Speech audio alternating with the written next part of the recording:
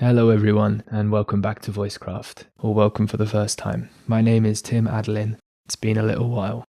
Here we are now in February 2022. It's all going great.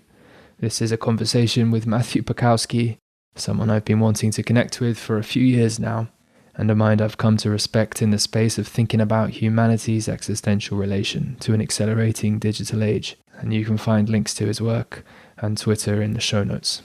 Now, COVID was rapidly getting the better of me during this conversation, and in fact I was very close to rescheduling the recording, even the evening before.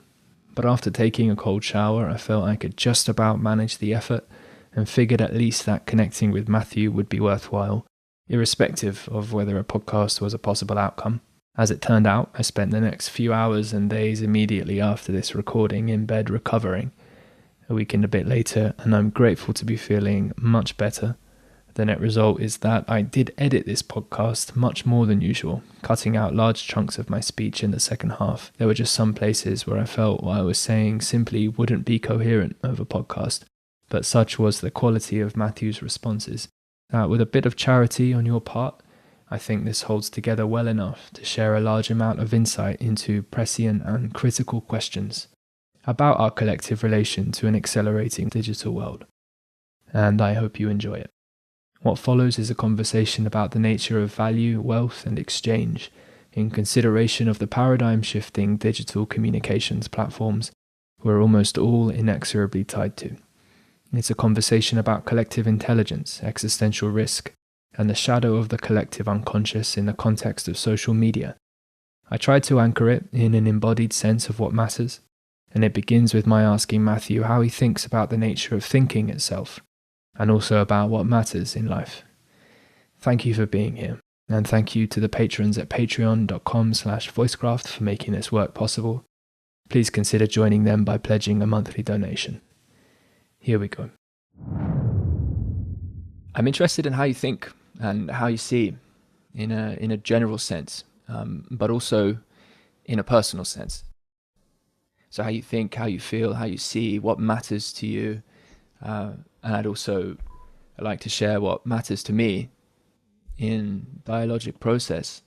And if we can manage to resonate from a basis of what really matters to us, then I think that's a really profound way to contemplate and maybe generate in relation to some of the notions we discussed. Mentioned to you the nature of value, exchange. I chucked in many other words in there like culture and wisdom and all of that, but we can wind it back a little bit. When you sit down to reflect on who you are and how your mind works, maybe we could begin there. How do you think about the world? I try to do so carefully. I try to think through. This process of thought it's difficult to introspect any process that one is inside of. And so the question itself becomes a very difficult exercise in trying to understand one's own limitations, and also what we mean when we talk about this word think. This idea of an individual interacting with the world around them, taking information, doing something, transforming that information somehow internally, and then mapping that transformation onto some set of actions in the world, maybe goal-oriented in some way, maybe intuitive, maybe just experiential, maybe just exploratory or playful. The relation of thinking to all those different types of actions, different people, depending on who you ask, will use the word differently to describe different parts of that internal information processing. From my perspective, where I'm at the moment, I would say that thinking to me means that process that's going on inside the part of self that is capable of consciously interacting with both information coming from outside oneself and also information emerging bottom up from inside one's own self, which is sort of the same as saying that's coming forward through time into the present from one's past, and that which is meeting it from the outside. And then what's happening at that sort of intersection, confluence point of sort of that wave front of your experience through time, that is, I think, what we point to when we talk about thought.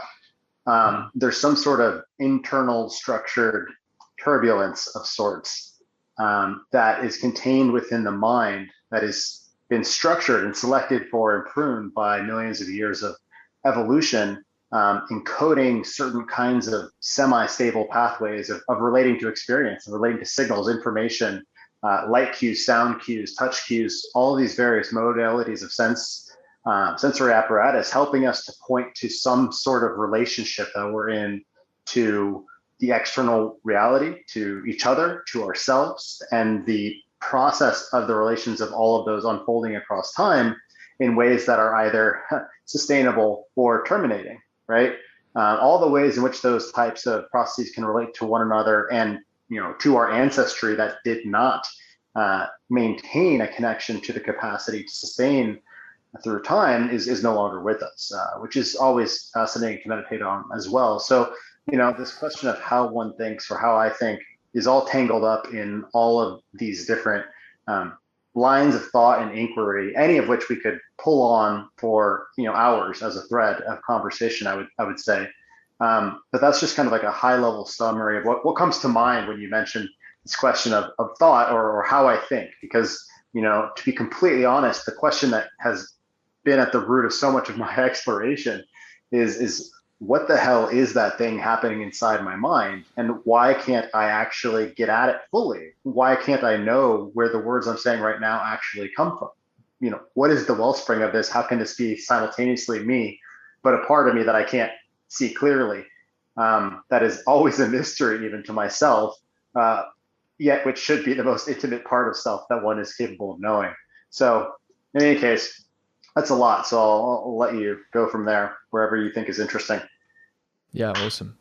No, that's great. It's a tough question straight off the bat. I think you did a great job. So one of the things really coming through there is encountering our own limitations in knowing ourselves, and yet being so close to that process, so intimately bound up with that process. And it sounds like it matters a lot to you. It matters a lot to me too. If you consider maybe from a different level, what matters to you in life? Yeah. Well, that also evolves across time and varies from day to day, moment to moment, and sort of the level of resolution at which I'm interacting with the world, right? Like if I'm embodied and I'm physically engaged in some process, uh, like let's say attending to a plant in the garden, um, what matters to me is entirely in relation to understanding how to bring about the most full vision of the growth and health of this relationship between myself and this emerging organism and its context. In relation to my spouse, what matters to me is the ability to have a depth of connection that allows for us to see each other as fully as possible in the present, but also to balance all of these different unique perspectives and values that we might have moving across and into various horizons of the future, right? Different time scales into the future. What matters to me is the fact that I don't want humanity as such to end as an exploratory evolutionary experiment. And I fear sometimes that we might be taking steps down that path. What matters to me is figuring out how to have high quality interactions and conversations and share information and create things of use and beauty with as many people as I can before I no longer have life. So those are a subset of things that matter to me, and that I care about. And I think that's another interesting question, that relationship between what matters to you and what you care about, what you direct your attention to, and how to figure out how to direct your attention and care toward aspects of the world, given that that attention and care is such a limited and precious resource. But yeah, that's I think a sampling of what matters to me. Yeah, That's beautiful, beautifully said. Yeah. I suppose this is a podcast, so for me to just say I share a lot of that would be a bit too trivial, but I really do. Yeah, growth, health, connection, seeing each other, balancing values. There's a certain care for, on the one hand, the world to be as it is in its relationship to its own realization, and at the same time a sense of inherent involvement in that, and so a necessary participation, and therefore in some sense an ethical question, like, well, how am I to relate to this? Is there a way I can modulate myself, this desire to know more fully how we're touching others,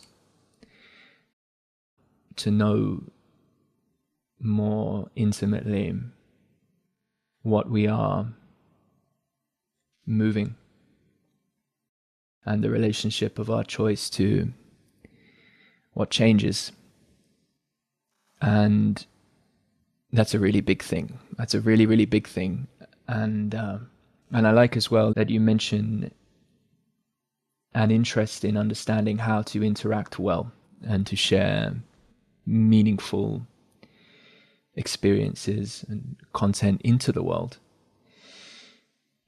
From my perspective, I seem to be involved in this process of attending and reattending to the dynamic of interaction itself that can manifest in dialogue and can manifest in all forms of interaction.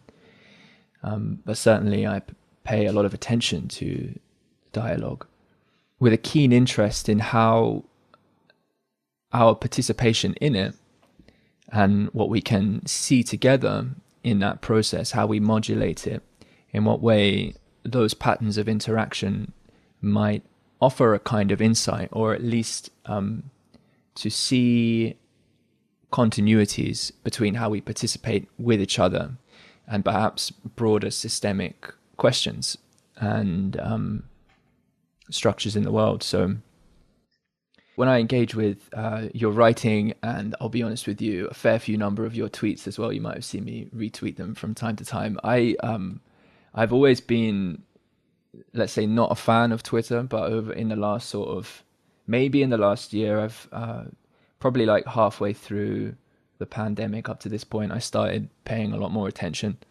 Not really posting very much. It doesn't feel like a fluid thing for me to do. And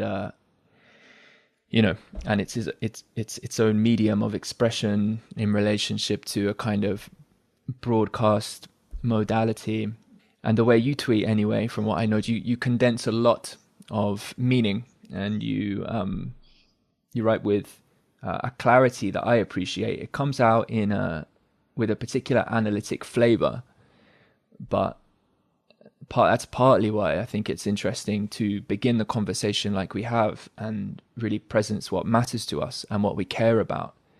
Because if we survey the world in general and the world of communication, there's obviously so much there. But one of the ways that fractionation, in terms of our capacity to communicate well, and fully with each other, one of the ways that can break down is too much compression of patterns that are going to blow me up into one space. Is it the case that in culture, in our lives in general, we have those contexts available that allow us to move sort of a little bit more gently, slowly, with a bit more protection, with a bit more wisdom in the context, to actually understand and gain a sense of continuity with the transformations in our identity that can occur as a result of comprehending different levels of analysis with implications that can oftentimes be deeply destabilizing of the psyche itself, of identity itself. But there's something else which I've noticed in your interest as well, which is something we definitely share in common, and that's an interest in Jungian thinking and archetypal thinking. And I've been impressed by the way you've integrated some of those notions with, let's say, a complexity, evolutionary kind of lens. So I'm just flagging that as something else which we might enjoy talking about as well. Maybe I'll stop there in case there's anything you'd like to comment on, and then I can also come back to maybe directing this with a bit more of an explicit question, if you like. Yeah, there are a number of threads there you started exploring. Start maybe like weeding some of them together. Perhaps we can hold it in our minds a few images, one of them being this image of Twitter as this collective space of highly compressed, high velocity, yet largely chaotic and fragmented communication. That could be one image that we hold in our minds. And another image that we hold in our minds might be this Jungian notion of the unconscious and the dynamics of the unconscious as a space in which archetypal imagery or archetypal representations or projections play out their narratives and reflect back to us meaning about the world. Could be another way that another image that we hold up for this conversation, for these conversational purposes. And then a third image that we hold up might be this idea that, when we're initially talking about how people are expressing themselves or connecting with information or attempting to decide how to act in the world such that they are able to connect with a certain sense of purpose or achieve a certain goal that allows them to feel as if they are contributing in a way that integrates naturally into a positive vision of the future of the world. I think holding an image of like this desire to actually plug into, like figure out a way of plugging into something much larger than oneself in a way that feels meaningful and not just trivial or chaotic. So like if we have those sort of ideas, those three images floating around in our mind, we can kind of begin to see that, they interrelate with one or pretty deeply. Like this idea of Twitter, we can actually begin to see Twitter as the space of the collective unconscious, right? What we've done on Twitter is we've dramatically reduced the distance between a perception and a reactive expression, right? Usually those types of reactions that are triggered by seeing something on Twitter, if we were just walking through our day and interacting with individuals, having conversations, those would be thoughts that happen, they emerge briefly if we were paying attention internally to our mind, to our mind's eye, to our internal voice. Those thoughts would come up perhaps, right? They might not be as well articulated or as fully formalized, but the intuition behind them, the impulse behind them would arise. And then typically many other natural mechanisms of the conscious mind, of the social reality around us, they would sort of push back and parameterize and tamp down that tendency to express that initial impulse. And so much of what I think we're seeing expressed on Twitter really is just the manifestation of this almost knee-jerk cognitive reactivity that is very raw and unmediated by all of these other external and evolutionary parameters that in our naturally occurring social interactions are active, but all of those breaks are released on Twitter. So we really are seeing a sort of unvarnished window into the collective unconscious of the world. And then the interesting thing that you kind of start to think about as well is that, that's going to generate a particular kind of world image, let's say, right? And that world image that emerges out of that collective unconscious, it can go in many different directions depending on the kind of information that is dominant in that network. In the same way that if in our own unconscious, right, so much of Jungian psychoanalytic work is about understanding these internal dynamics that are happening in the unconscious via, analysis of imagery or sort of archetype work, shadow work, understanding how to integrate the fact that we aren't necessarily all light and magic and the good.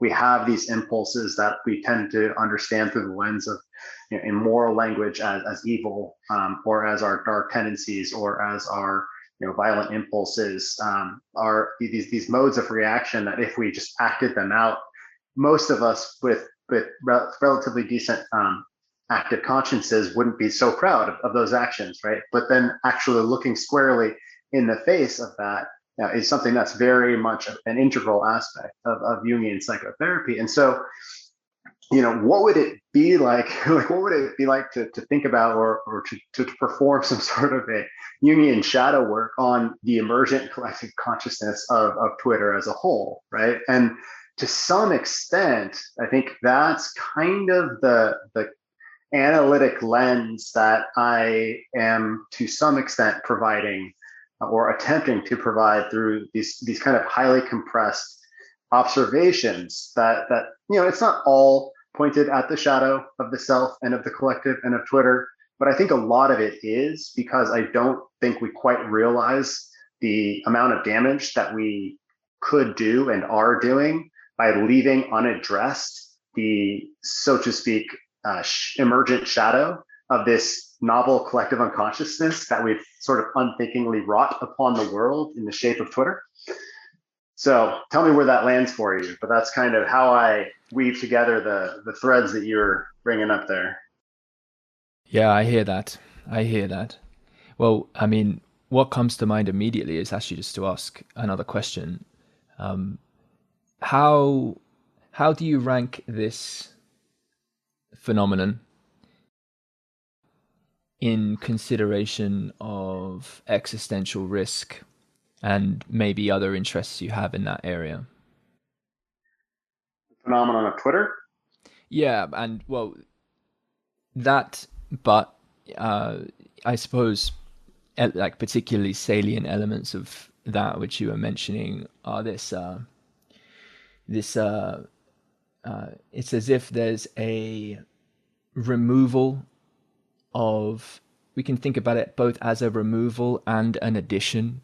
So a removal of a certain part of the inner psychic process of modulation. You mentioned conscience as a kind of like a shortening the gap between perceptions and expressions, which has, putting that out there into the public square and the various energies associated, what that might catalyze, how that might affect the coalition of energy into various mob identities or, let's say, projections of the collective psyche might be one way to look at it. I mean, of course, this has been happening across different mediums and in different ways throughout history anyway, but it's certainly like a novel technological occurrence. And so I'm curious for your thoughts about that in relation to existential risk, but also I know you think about that more broadly as well.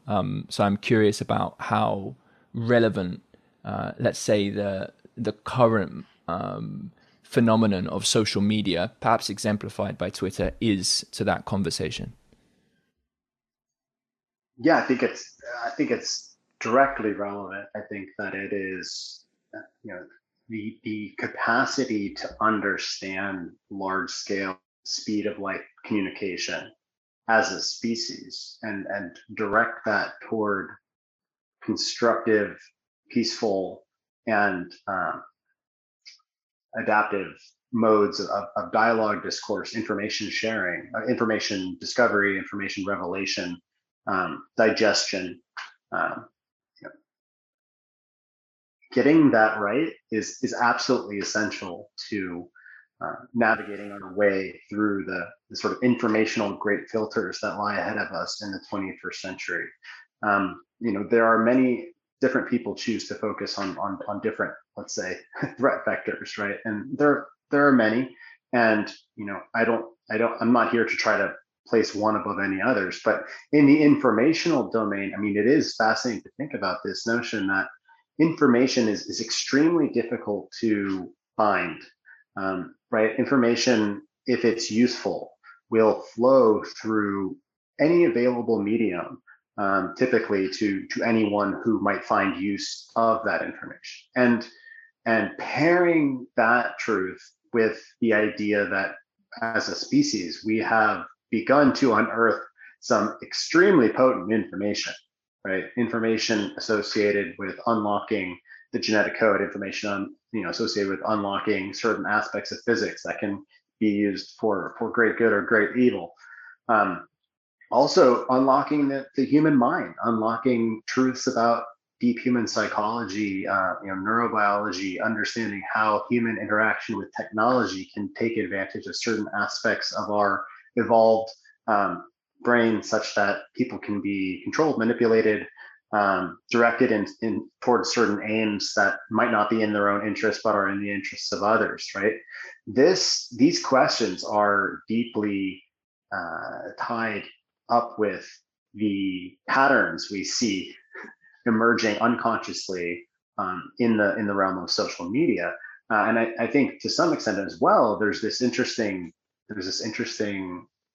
It's like we as individuals, this mode of consciousness, this mode of conscious thought, this as people like Daniel Kahneman coin, like the system one type of thought, right? That is very much a narrow band, slow, non-reactive form of analytic thought.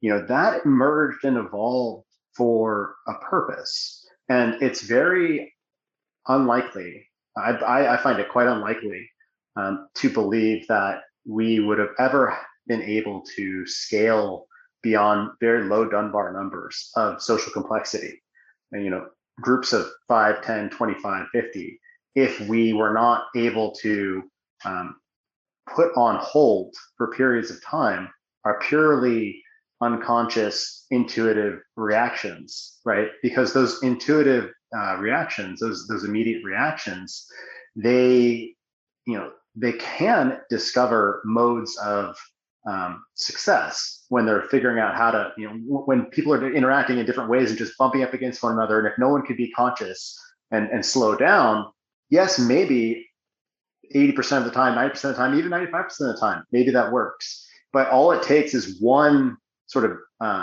like feudal loop or one highly destructive cycle to be discovered. And if you can't step out of it consciously, you can't pause and slow down, that cycle will amplify and self-amplify and self-amplify such that it takes over the entire system. And then, that feedback destroys the entire system. I mean, very much, people are very familiar with this happening at concerts, for example, with feedback in, between a microphone and its speaker. And that extremely fast growth of feedback induced intensity, it's almost indistinguishable in your consciousness from like an explosion, right? Very disruptive, and it can physically be disruptive to your eardrums if you're not careful. In the same way, I think that without the ability to consciously step out of these reactive processes, we never would have been able to sustain the social complexity that we see around us today. And then there's this question of, well, how do you apply that same lesson to this idea of emergent collective intelligences, where that emergent collective intelligence, its survival may very well depend on its ability to stop and actually, of its own accord, pause itself and think more deeply and step away from the reactivity. And that's not the same thing as centralized authorities pushing down a sort of stop sign on the entire collective. That's a very different mode of managing large numbers of agents, right? Like, what we need to discover is a way for the signals, more like protocols that allow for signals along various dimensions to propagate, such that somehow we do understand from the bottom up when we are when our own habits are beginning to threaten our survivability, and then have signals that are able to be meaningful to different cohorts of society uniquely, such that they don't feel that they're being forced or told to change their behavior, but they themselves recognize, based on their own morals, values, and perceptions, that, oh wait, Like I'm steering down a path for myself, my family, my community, my state, my nation, our species, that is likely going to lead toward everything falling apart, right? How do we get there? Well, I'm not exactly sure, but I'm pretty certain that centrally managed networks with opaque algorithms whose primary incentive structure relies upon informational extraction and attention that doesn't care about balancing any other dimensions of value of the user base. I'm pretty sure that's not it, right? So, I have a lot of ideas about what it might look like, but I can certainly say that what we see right now is far from the model of emergent collective intelligence that is going to get us there.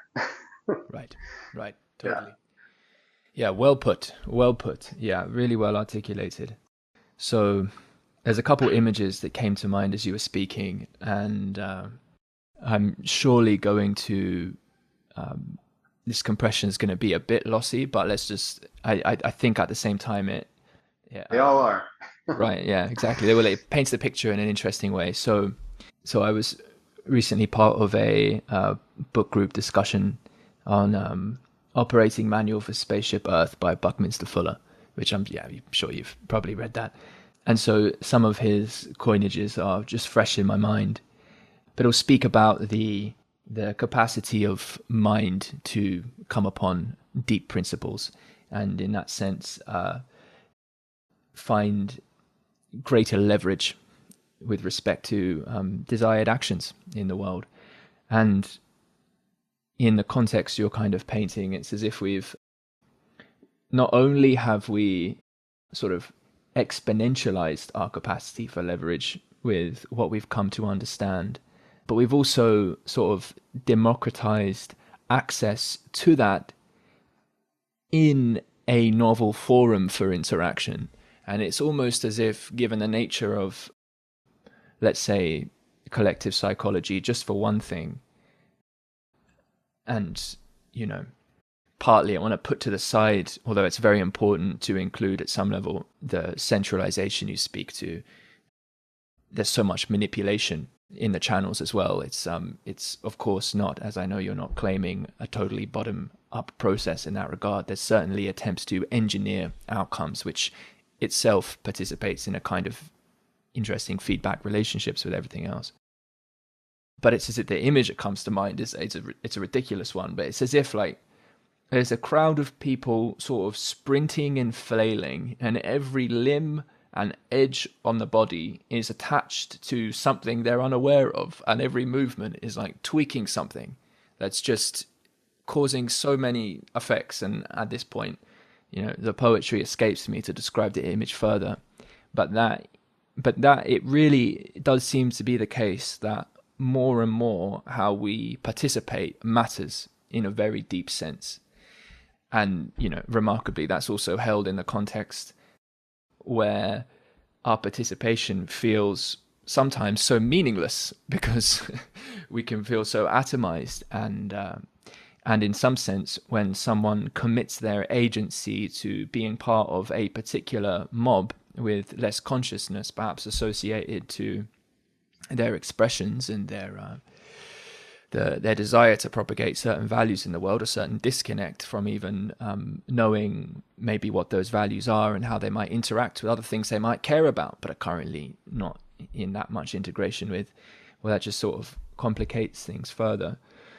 So, I suppose putting it into some other words, that's part of what I'm hearing. And so as you've moved to the end of your expression, you're sort of opening the space, I think, for a discussion which I can bridge into the consideration of the nature of value and exchange. Might have to make one or two steps to get there, and we can take our time. But you're opening into a contemplation of, well, the way we're currently participating in, let's just say, intelligence, some sense-making system is not particularly intelligent. and the way we're treating each other is often disabling our capacity to actually share perceptions together and make better sense of things. So there's quite a bit of weaving to do here, and we can take our time. But with respect to, if I think of value and exchange, I in the context of collective intelligence, I'm at least going to also consider education, for instance. Like, what does it mean to be to grow into the world and to be drawn forth into the world in a way that enables some adaptive touch and progressive capacity to come to self-knowledge of how one is touching self and the world as part of a dynamic process, as part of something so deeply involved. So that's part of it, but we're also coming at this as well from a level of, I suppose, communications technology. And so maybe you can pick this up wherever you like in terms of how you approach the topic of the potential for a more adaptive collective intelligence. Yeah, so I think I would like to begin with the image that you brought to mind and you traced out for us of a number of people connected to each other in many ways that they don't understand, and that creating this kind of chaotic mesh of human action, right? It seems like, is that a fair characterization of the mental image that Yeah, you're communicating as well? totally. And I think the interesting one of the interesting aspects about that image. Are you familiar with the term epistasis? I'm not. So epistasis is a term in genetics that refers to the interaction, because genes, what are genes? Genes are information that are controlling, to some extent, the expression of proteins, right? Or basically, therefore, changing the expression of various other processes. And so epistasis is the tendency or the process by which the expression or lack of expression of one gene impacts the expression or lack of expression of another gene, right? And because genes are, what we've learned is that genes are actually networked together in their influences, as one might expect of complex systems where you create a protein and it doesn't just have one effect, right? It doesn't just do one thing. It can be part of many processes and therefore have many causal interactions and be sort of included in a much wider space of possible causal implications. And so the interesting thing about that epistasis is, people have wondered, well, what are there patterns with respect to this? Or is there structure with respect to this question of how many genes can a gene interact with before, is there any limit to how effective that is? Like if every gene is affecting every other gene, can you have evolution? And this theoretical biologist and intellectual by the name of Stuart Kauffman. I'm not sure if you've come across any of his work. I mentioned him a number of times. He's a very interesting and rigorous scientist who did a lot of pioneering work in theoretical biology. And one of the parts of one piece or one facet of some of the theoretical work that he did and published in his first large book, The Origins of Order, was this work on something called NK adaptive landscapes, where N was the number of nodes in the network and K was the number of sort of causal or epistatic interactions between those different nodes. And he was basically modeling this, and he began to realize that, and there's some debate about what parameters are required for this to actually exist in a network. But I think that the phenomenon is robust enough to overall description, and those who are interested can look more deeply into caveats outside of this context. But really, what happens is you turn up that K. So if you have no interactions at all, the evolutionary landscape, evolution can occur, but it's not that efficient. You actually start connecting these, and basically information and the adaptive information that is encoded by the way that these genes relate to one another can actually get a pretty good foothold. And so you get this peak of how effective the evolutionary process can be right around 3 interactions per gene or so.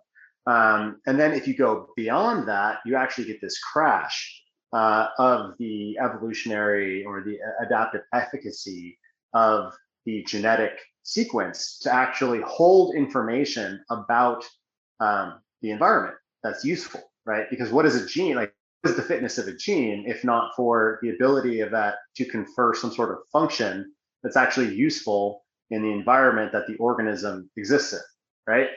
So what's the sort of overall takeaway of this? Well, the overall takeaway of this is like the way that he says to think about this NK adaptive landscape formula is that when you start turning that K dial up and you start connecting everything together, what you're actually kind of doing to the underlying adaptive is decorrelating every position from every other position in terms of the information you can get from exploring in any given direction. So it'd be like standing in one place and like directly in front of you, there's a 100-foot cliff. Directly behind you, there's a 100-foot drop. And then to your right, there's some sort of like non-Euclidean thing that doesn't make any sense, right? So it's like you're not even on a landscape where you can sort of walk up a hill in any reasonable way, right? There's not much you can do when you move around. And so he calls all of this a complexity catastrophe. This idea of turning up this connectivity in the network so high that nobody can get an adaptive foothold and nobody can walk to the top of a mountain, the fitness landscape, basically precludes the very processes of evolution or by adaptive natural selection itself. Like you can't actually get evolution beyond a certain very inefficient threshold out of this network. And that's very deeply related, I would say, to the question of how we actually relate to one another, given these enabling technologies that have allowed us to expose ourselves to an infinitude of perceptions, an infinitude of perspectives, and not a literal infinitude, but from the perspective of one person with limited time and energy, it might as well be infinite. And the fact that certain spaces, especially like Twitter, these spaces are almost unbounded. You can't really say, like, unless you want to lock your account, you can't necessarily say that only a certain group of people can actually see what I'm saying or interact with me. And Twitter over the past year and a half has begun to add some user-based controls in this domain, but none of these controls really address the underlying structural issues of the network, because those structural issues of the network are the same issues, like that same chaos that's precluding adaptive information or precluding adaptation from occurring.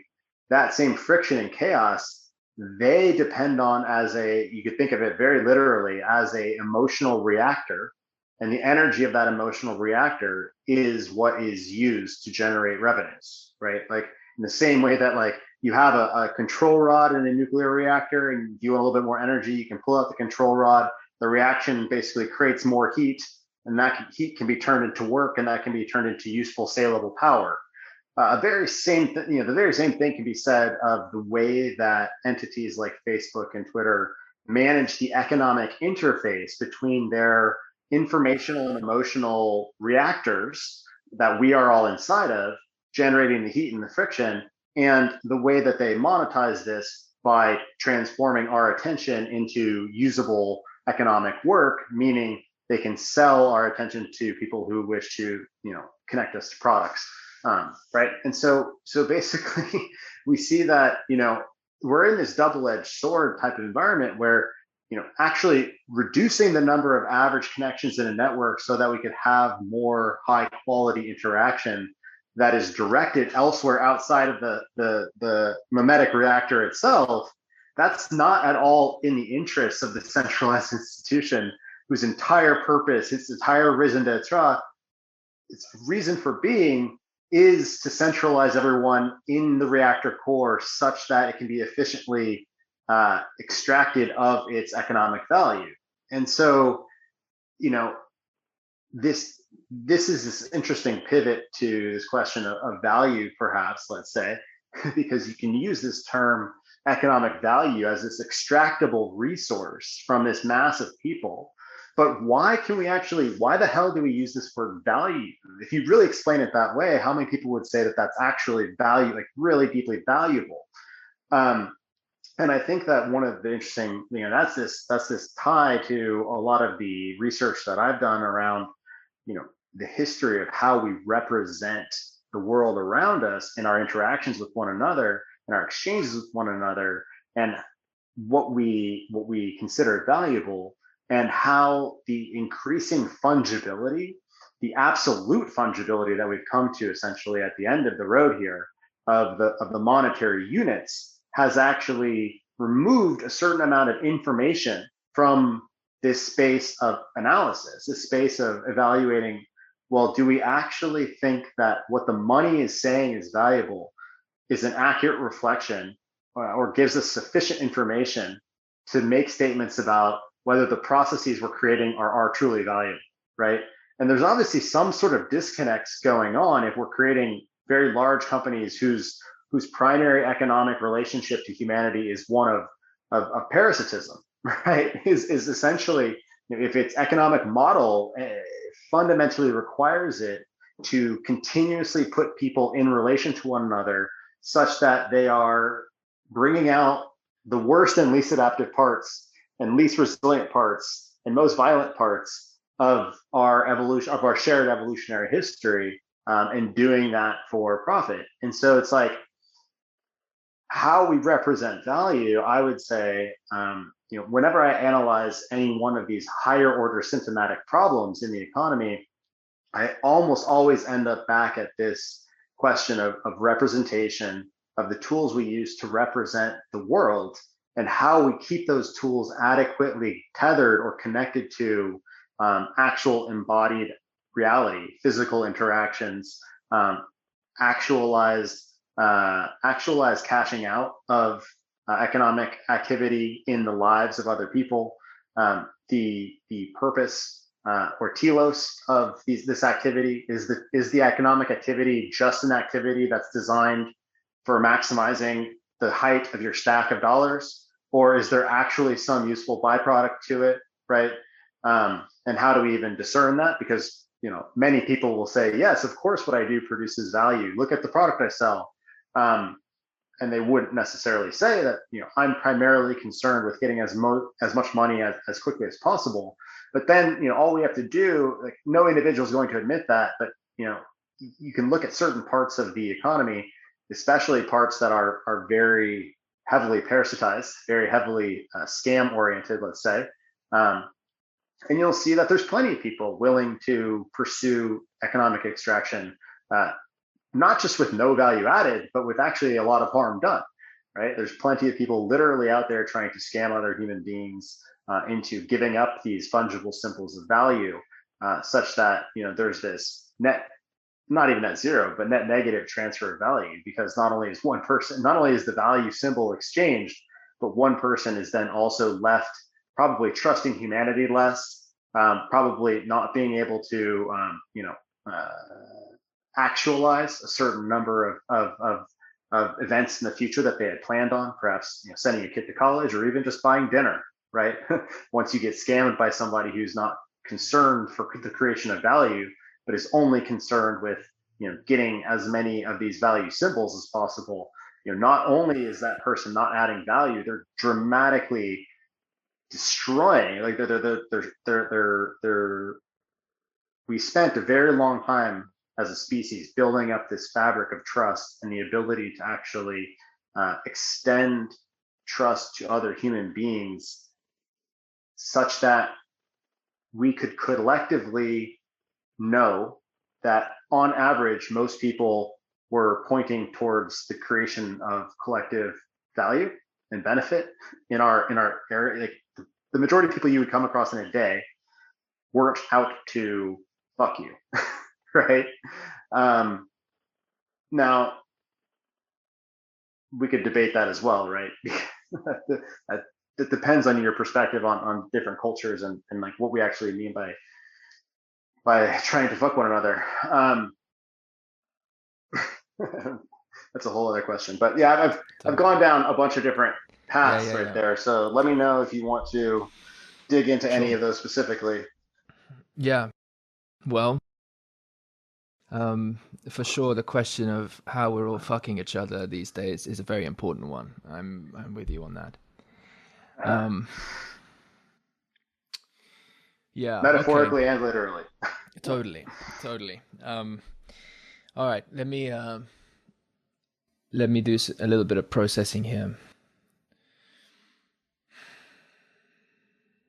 Okay. Well, maybe I'll share some of my personal endeavors, engagements with others at the moment in relation to some of these topics, in relation to value in its tokenized form and its detachment from a rootedness in at least a set of values, if we want to speak about it like that, which enables the ongoing participation in creation itself rather than merely extraction in this way that appears increasingly fragile and zero sum and all the rest of it with such consequences. Trust is a big part of it, definitely. Let me see if I can return this to a personal place. So, some of the things I've been thinking about recently, and a philosopher named Chris Mastro Pietro, I was talking with him the other day, and he was definitely influential on me in seeing this way. Was certainly seeing this way, but the particular expression is relevant to mention. The weight of potential associated with extraordinary wealth. So not only is there this sort of extractive dynamic which is eroding trust, we're also in a situation where progressively, and here actually as well, I know you have an interest in cryptocurrency and blockchain technology, and all of that is of course relevant to questions of trust, at least considered from certain angles of inquiry in coordination space, let's say. Let's say that the possibility space opened up by blockchain and the associated cultural energy around it is, and I agree with you because I've heard you say this elsewhere, that there's a very large wealth transfer opportunity, possibility, occurrence taking place as a result of this technology. Is that a fair, very basic characterization? Yeah. Yeah. I mean, that was a basic characterization. I mean, Okay. I would kind of say there are many intimate processes that processual relations between our representations and our actual behaviors, and we are presently beginning to shift from one set of representational technologies to another, and to the extent that people's energies are tied up with or primarily oriented to one of those novel representative technologies, that represents a shift in value into that world. That represents a shift of behavioral potential into that world that's coordinated by that new set of representational structures and whatever behavioral attractors are associated with those new structures. That's kind of how I think about that in the most abstract way, right? Because we are talking about sort of this meta transition from one set of representational technologies that we use implicitly to express and compute human interactions, values, various necessities for living. Every piece of information about humanity gets compressed and compressed and compressed, over compressed into some sort of representational technology that we use as an operating system to keep the lights on as a placeholder. Yeah. And that whole representational schema is evolving. And we've come to a position in time where that evolution is seemingly taking a discontinuous jump, or taking a sort of step function, or trying to take a step function jump. And much of what I have done so far has been try to understand and analyze that through the lens of adaptation, evolution, and associated sort of biological metaphors. And I would actually argue not necessarily metaphors so much as just patterns that recur within emergent systems that exhibit order within the context of generally entropic gradients. Yeah, understood. So, however one comes to a position of particular agency associated with the wealth, tokenized wealth they possess, the process of becoming deeply acquainted with what matters, it matters. And so I sort of began this wanting to share with you a little bit of what I'm contemplating with others and in my own thinking is the kind of contexts, like interpersonal contexts, where the immensity of the potential someone has to wield can actually be presenced in a felt and in a more integrated psychic context. I don't know if this is interesting to you or how interesting this is exactly. I'm trying to remember how much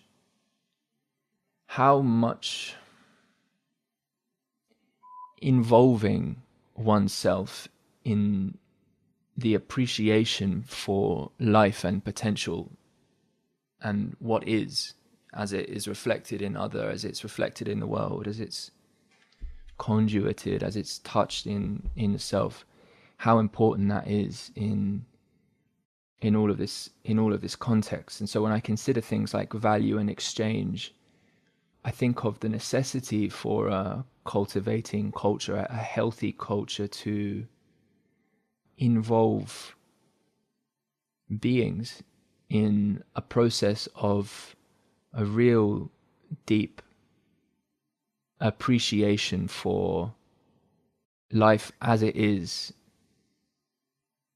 I don't know if about before we come to, maybe it doesn't make as much sense to say before we come to abstractions of it, because obviously abstractions are very important. But nevertheless, that's part of where my interest has been in terms of how I'm responding to these questions in a real committed way in my life and in this project, in the network I host and in the collaborations I invite. Yeah, life as it is a frame of reference that, to some extent, attempts to step outside of any individuated perspective through this process of living into a frame of absolute statement concerning, the abstraction of all of it.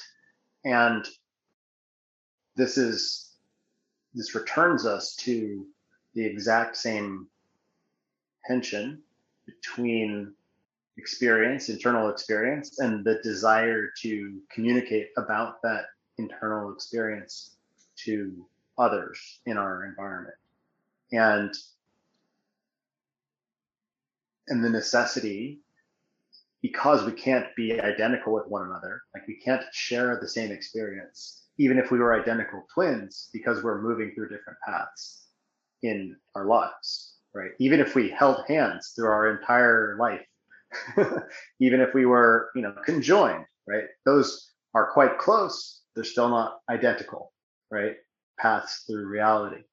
And so we're always, no matter what, left with this question of how to bridge the loneliness of that isolation in ourselves and in that experience that we have, and then that is entirely unique to us.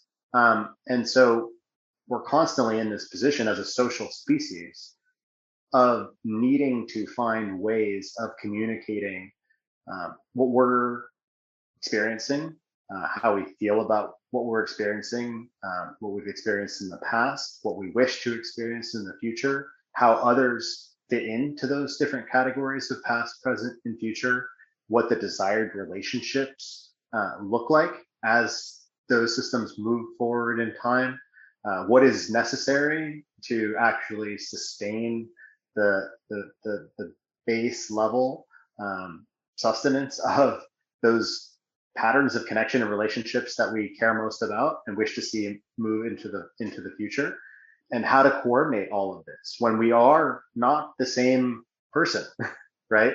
And we therefore fall back, we first fell back onto this technology, or discovered this technology of language, or what we call language, right? Perturbing the air at each other in regular and predictable ways as a map for the world around us at first, a direct map, and then the ability to abstract that map into hypothetical imagery about things that were not actually present. Could be entire contexts, stories about the previous year's harvest or hunt, stories about the desire for a future home of a different kind, right? The ability to paint realities that either existed but don't exist now, or could in theory exist if one's understanding of the path from the present to that realized future is of sufficient fidelity to bring that about.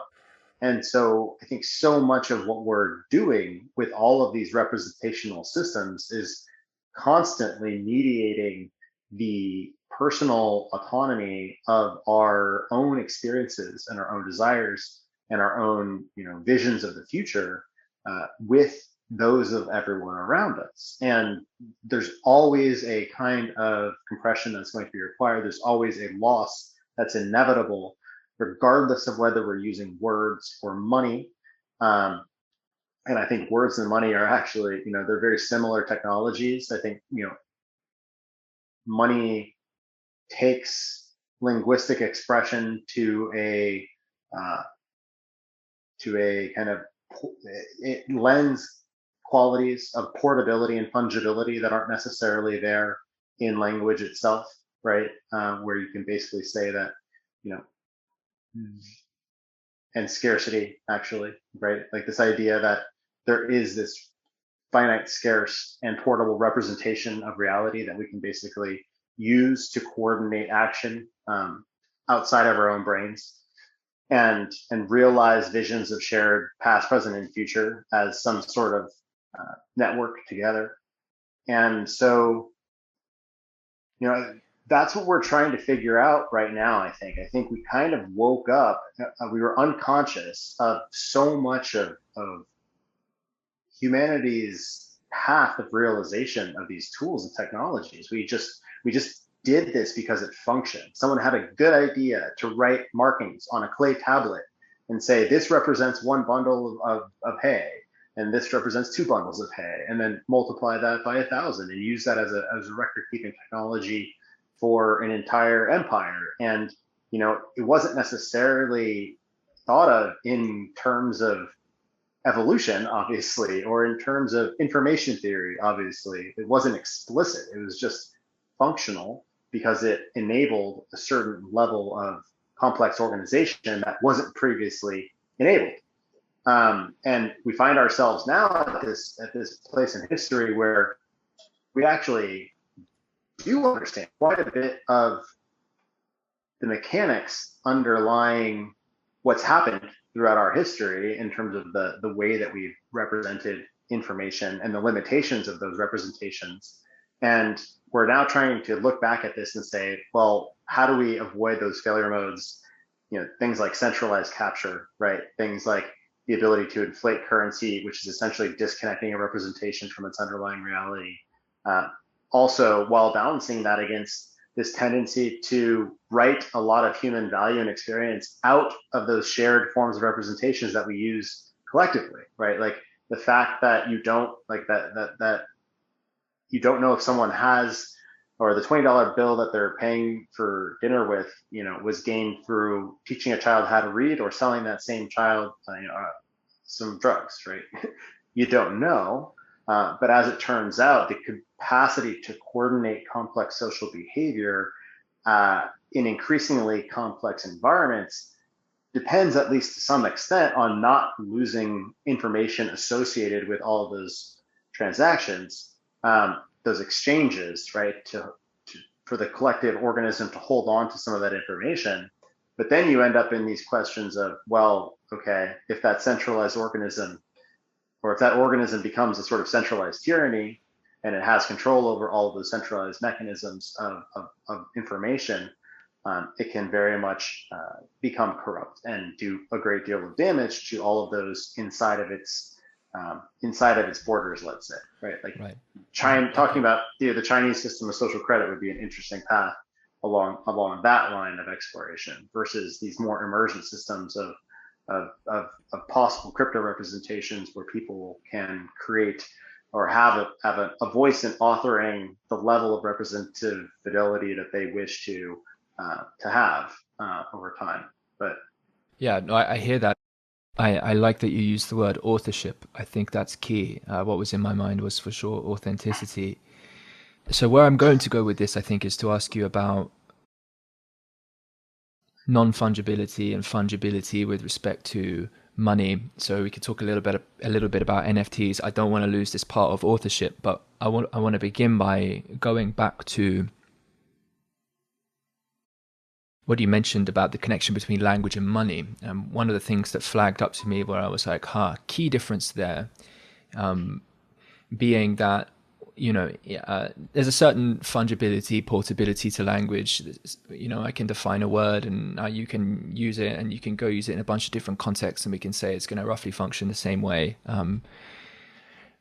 But there's also the case that, if we think a little bit more poetically or sort of mystically, the apprentice and the master can say the same set of words, but it's not necessarily going to cast the same spell, right? There's a sense in which the how we say something and whether or not we're coming from a place of authorship, whether or not that authorship is in tune with a sort of discernment and an embodied relationship to the context that might not be apprehensible to those who might be observing. Maybe it's not totally understood by the apprentice yet. And so they think, all I need to do is mimic in that way and do that thing, totally fungible, it's going to have the same effect. Maybe it doesn't. Maybe it has something that gets entirely out of hand because actually they were missing something about what was coupled together with that, linguistic expression, which gave a certain, which was critical to the essence of that communication, in this case being adaptive in a certain sense. And so I think about the criticality in some sense of poetic expression when it comes to, I say, ensuring. Funny to use the word ensure here, I'm just going to say it.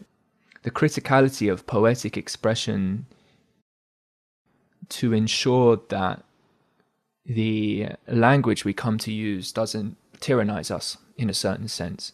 That my only way to come to know who I am or know who you are has to be using a certain set of words in a certain order. And am I cut off from my sense of authorship and being involved in that process of, choosing fundamentally what potential to actualize, and with a sense that process of authorship is connected at so many levels, up and down the stack of cognitive process and embodiment, and the deep, unconscious processes and all of that. So. That seems to me, that felt to me important to preface in the, to then open up into maybe a conversation about how you see it, because I'm just curious in general anyway, how you see the phenomenon of NFTs, not necessarily only in the, let's say, the parasitic mode that they are often in the public consciousness but in terms of the function you see that kind of technology may enable in the landscape of possibility. And it seems so important to think through this well with respect to the design of systems to come, the design of social systems, and certainly participation in the digital in general. So I'll leave the door open there, wondering how that's landing for you. Yeah, perhaps I would start by saying that, NFT, non-fungible token, that is the substance, that is the thing that people are talking about. We often start talking about things because you can more easily point to them and it's much more difficult to understand the process that has precipitated the thing or the process in which the thing is embedded, but that is actually just as important, if not perhaps more important than the thing itself. Sort of figure and ground distinctions, right? Are we looking at the vase, or are we looking at the two faces on the side of the vase? And I would say that, you know, that ground to the figure of NFTs, the processual ground to the figure of NFTs, I would call it something like DDRM, right? Like distributed digital rights management processes, right? Like what we're really talking about when we're talking about the creation of these NFTs and their fungibility, and the fungibility relating back to the question of language and money as well, right? Because kind of, you know, one of the things that we were doing when we were creating actual physical coins or physical sculptures or physical shells or physical knots in rope, all of which have been used to perform accounting tasks in different cultures at different periods of time. You know, what we're trying to do is create a difficult to mimic way of representing reality that has continuity and stability across time, regardless of who's holding that. Language is difficult in that way because of the fact that lost in translation is a phrase for a reason, right? Part of what we are bringing to the table is the word we intend, but and the receptors, the sort of semantic receptors in another mind, are never exactly the same as the ones that you have. I mean, this is the source of so much frustration and argument, especially online, because it's you know, it's very seldom that it's easy for you to know what I mean without us sharing deep context. And so moving from language into the space of externalized physical representation was one way of reducing the ambiguity associated with language. So we had these physical models of reality. And literally, these began with sculptures that were actually, you know, recognizable, right? And we didn't have fungible tokens of monetary value with the king's face stamped on them. You had accounting systems that were literally using little pieces of clay shaped like corn or wheat or an ox, right? And using that like a board game to actually play like accounting board games with you know, this virtual representation of the realm. Now, the issue with that is that there's this ability to game those systems. If you realize that the king is using this system to make very important decisions, and you might be able to stand to benefit if you have access to manipulating those representations, well, you might begin to represent or manipulate those representations. That's what we call temptation, right? And it's very difficult to avoid temptation forever. So there's this really interesting question about, you know, why, like what are the next steps? What do the next steps of this look like? How, especially when you start bringing like pure information back into this equation, right? Because, you know, so many of these questions were really opened up once again when it became extremely cheap to take some sort of valuable information, package that digitally, and then leverage the almost infinitely cheap process of copying that information and distributing that information to spread it across the world. And the interesting thing about that is it's extremely useful when you're using like that you can make very positive, you can make positive arguments for information wants to be free, from one perspective of utility, from the perspective that if there's information that is useful in proportion to, you know, that has positive network effects, that's useful in proportion to the number of people that know it, right? But earlier on, we were also talking about other kind of information that is damaging in proportion to the number of people who know it, probably, especially if those people aren't very morally calibrated and wise.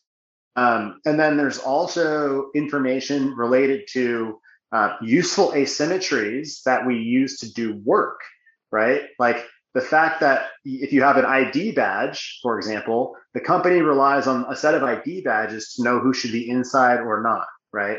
Well, if the ID badge is entirely fungible and anyone can fake one, then it becomes much more difficult for any sort of group of people who are trying to consensually work together based on some set of criterion to do so without interference from others, right? And so it's like there's always this tension because there's always incentives to try to get some sort of gain from those collaborative processes without paying the costs associated with those collaborative processes, which is known as the free rider problem in game theory and economics.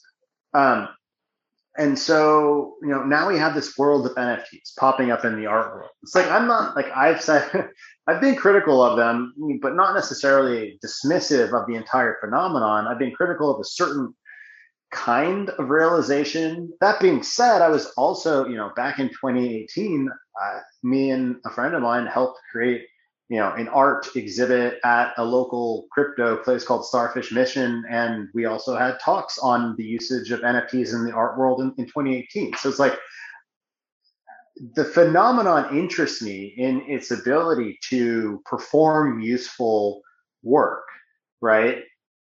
Through the maintenance of certain information asymmetries based on provable scarcity or the provable non-fungibility of a specific representation associated with a process, a piece of code, an image, something valuable, right? But what I've said largely recently is that many of the inflated economic value associated with the NFT craze is much more a sort of social phenomenon that is analogous to the ICO craze, where many people are recognizing there's something of interest here and it's very visually attractive. A lot of people are piling into this space.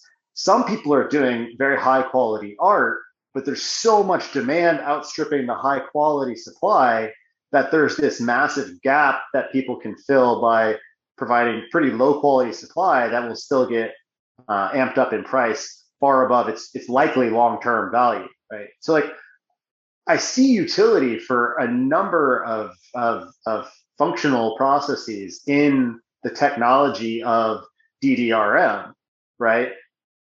NFTs. But that also doesn't preclude me from noticing when a bunch of people are running scams or scammy processes, because I'm sensitive to that as someone who tends to be on the side of like, you're going to fuck up this useful, you're going to make it much harder for people to perform useful work with these technologies because you're going to smear that technology with the associated image of parasitism, right? And humans are very, very sensitive to parasitism, right? If people think it's a scam and it becomes associated with that idea, the idea of ICOs and distributed crowdfunding through crypto mechanisms has still not recovered. And that's an extremely necessary technology. The ability to flow capital from the bottom up as opposed to top down, albeit with higher levels of accountability than we had in 2017, because that was the issue there. But that's a necessary process in the 21st century distributed economy that is much harder to achieve now because it didn't defend itself well enough from those who only wanted to grift that space of innovation. And I see a lot of that happening in the NFT domain as well. So I'm happy to talk about any part of that because I'm much more interested in the usage of NFTs as tokens that can be used in voting systems, in computer algorithms, in the allowance of access to certain kinds of information or experiences, used as a distributed DRM render layer in virtual worlds. Like all of this kind of stuff is more interesting to me than much of how it has initially shown up on the map. Yeah, totally. Well, it's shown up in popular consciousness as something which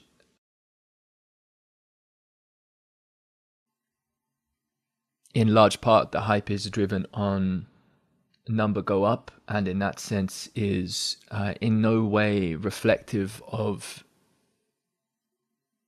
an embodied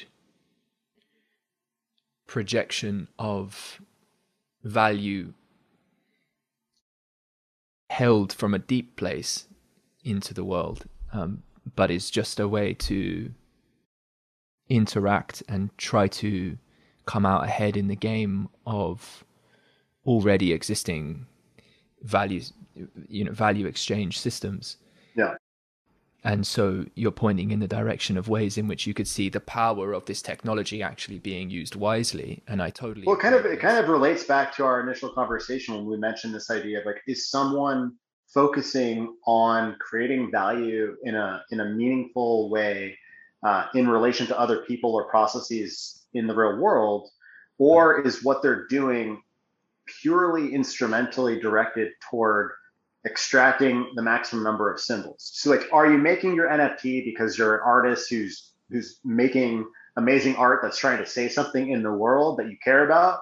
Or is your entire purpose for making the art trying to see how many of these pieces you can churn out to capture as much value as quickly as possible from this trend, right? Those are two very different worlds, because like, I want a funding mechanism to exist to support increasingly the production of high quality representational art in the world. That's absolutely necessary for humanity. It's such a powerful, and I would argue for the last 50 to 100 years, lacking aspect at the center of our culture is a healthy or vibrant mode for funding good art and experimental art. So I'm really happy that exists. I just think, once again, just like ICO in 2017, you need better ways of understanding who's interested in providing long-term value and who's interested in getting as much money as they possibly can and then absconding, to an island somewhere and just like saying fuck off to the rest of the people who gave them that money. Totally. Yeah. So there's a number of paths to take here. I'm kind of noticing my own energy for expressing too much dwindle a little bit. And so maybe if we move toward closing this, let me see if I can feel into something I would love to ask you. Hope.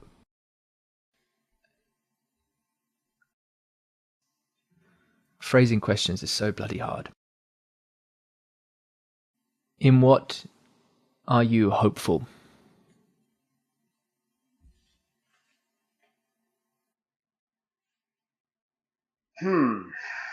So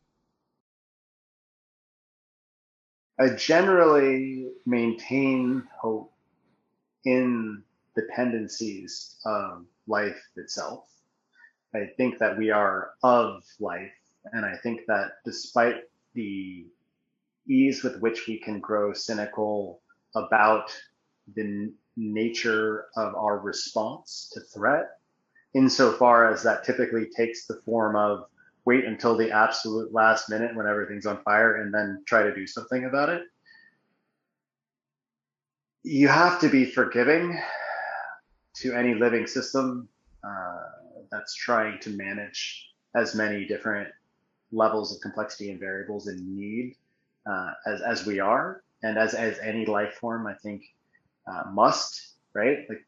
Like living is not easy. There are innumerable trade-offs, and those are always present at every moment. And action in the world requires us to constantly figure out those tensions to the best of our ability. And I think that it doesn't take that many people performing that process at a high level of fidelity to really begin moving the needle in ways that are highly adaptive.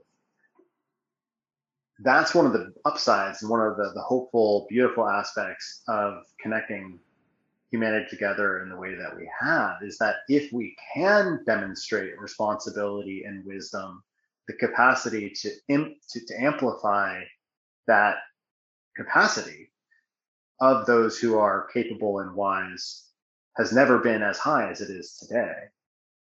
I'm hopeful that that's emerging. I'm hopeful that people are finding one another and having these deeper, more authentic, more exploratory conversations, and that it does seem like actual initiatives in reality are emerging from that, whether those are people changing their, even small processes in their lives for the better, in their families, taking different approaches to education, I think is a very large component of this, taking more personal responsibility for educating ourselves and our loved ones and our families and our children, and not just outsourcing that as a function of some abstract bureaucracy.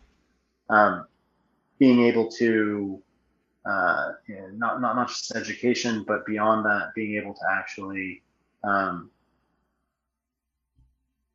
co-create new spaces, new kinds of spaces, using, even if we're using still current models of ownership, groups of people moving closer to one another, experimenting with various forms of shared values.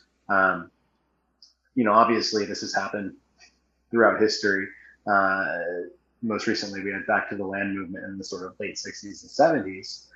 And that, I think I'm hopeful that we have more wisdom this time around. I wouldn't say I'm sure about that, but I do think that we have a lot better grounding. There's a lot more pragmatism I see with these novel modes of relation than I saw, or then I wasn't around then. But what I have seen of those initial movements, there was a lot more ungrounded idealism, because I think that there wasn't as much accountability either. People couldn't really see what was going on, and therefore a lot of those sort of shadow impulses tended to overcome those communities across time.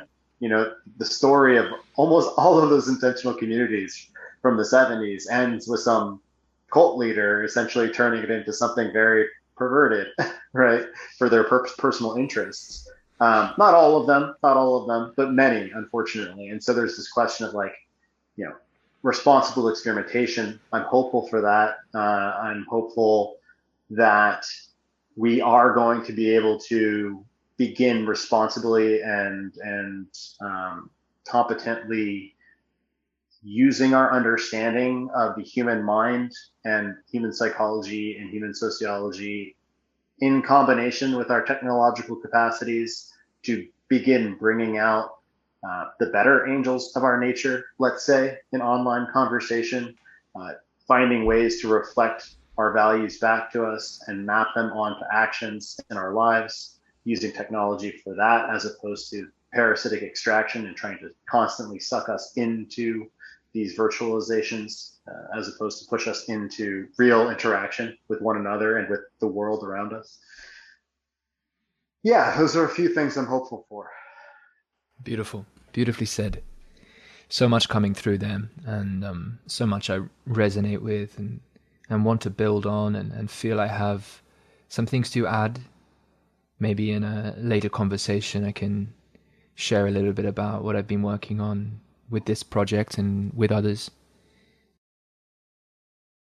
I like that.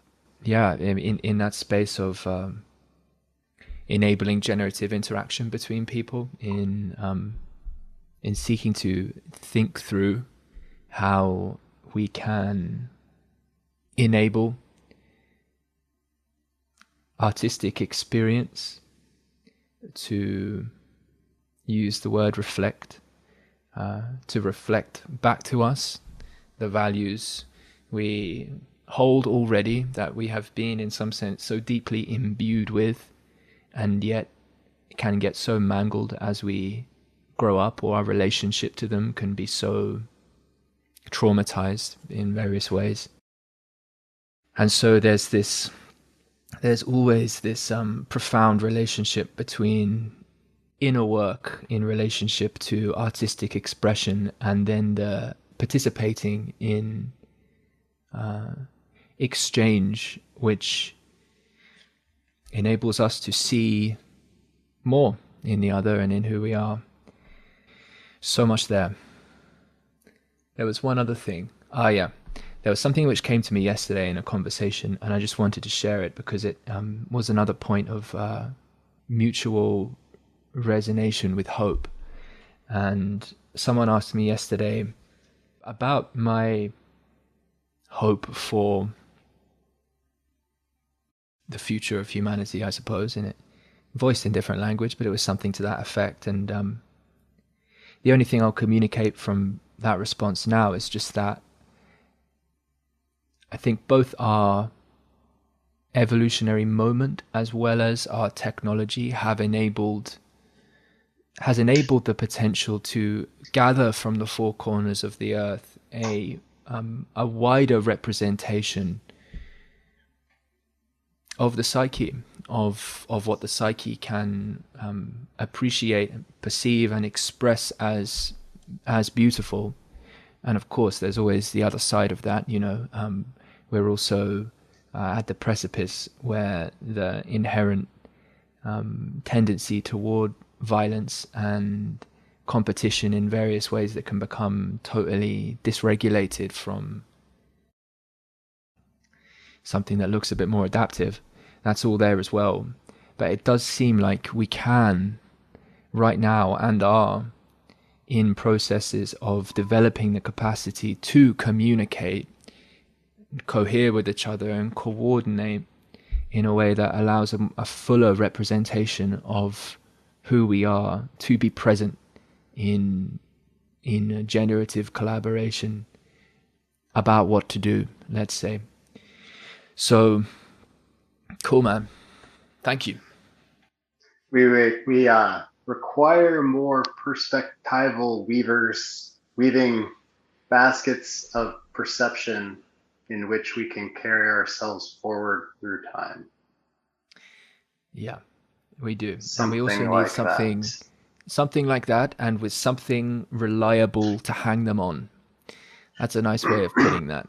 Can we coordinate structures in which weaving can, well, I suppose baskets is one thing. I'm sure we can weave lots of things. All sorts of functional tools have been woven throughout history. Totally. Yeah, I mean, but I do think that metaphor is quite useful in the sense that there's I often think about, it's interesting to me that we come into spaces with one another, and the space and the implied purpose of the space in which we exist with another person has so much to do with how those subsequent interactions will unfold. Is the purpose, like, are we stepping into a combat ring? Are we stepping into the ring? Are we stepping into the boxing ring to fight one another?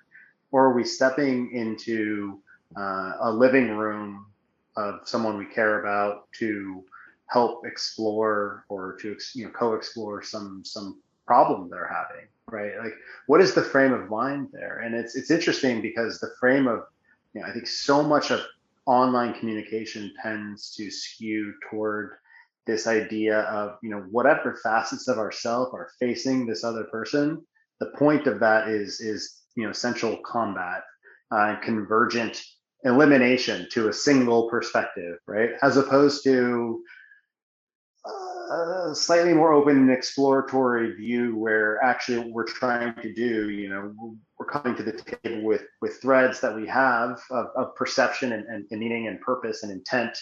And is it possible to weave conversationally amongst one another such that the thing that we produce together is not only functional, but hopefully also beautiful? And I do think that the highest form of aspirational interpersonal communication really does produce that kind of a social fabric.